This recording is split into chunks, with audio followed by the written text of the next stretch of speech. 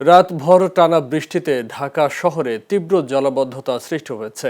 প্রধান প্রধান সড়ক ও অলিগলিতে হাঁটু থেকে কোমর পর্যন্ত পানিতে তলিয়ে গেছে। এতে সকাল থেকে কর্মজীবী মানুষ, পথচারী ও শিক্ষার্থীরা চরম ভোগান্তিতে পড়েন। যানজট ও গণপরিবহন সংকটে স্থবির হয়ে পড়ে স্বাভাবিক জীবনযাত্রা। বিস্তারিত প্রতিবেদনে।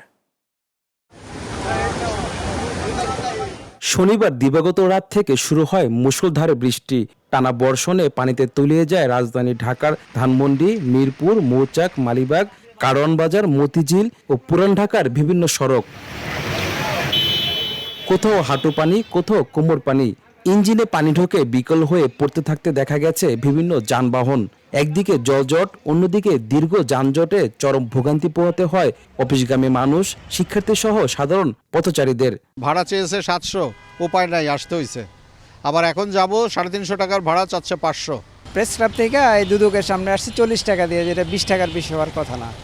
তা আজকে এমনিতেও পানি না আসা উপায় নাই, এই জন্য আমার আসতে হইলো আর কি। এরমভাবে যদি জায়গায় জায়গায় পানি হতো, আমরা গাড়ি চালামু করতে গা, কেমনে গাড়ি চালামু?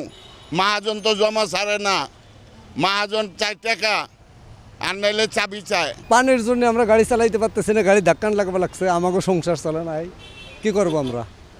পানির জন্য আমরা ভাড়া বাসে নিতেছি। পানি তো এক আডুর উপরে পানি, আর প্রথম অবস্থা তো দেখেন কি অবস্থা।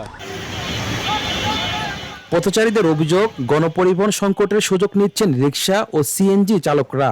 দুর্যোগকে পুঁজি করে অতিরিক্ত ভাড়া দাবিতে অসহায় হয়ে পড়েন পথচারীরা।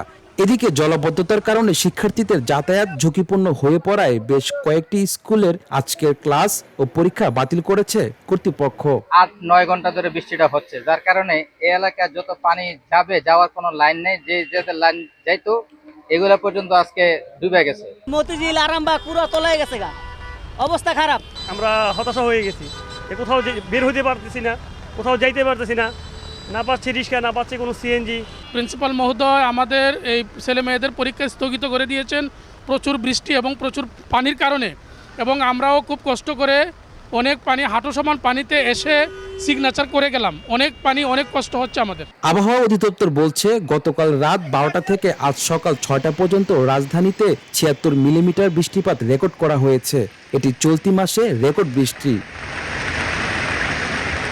শাহাদাত Hossain Imran, channel S news desk.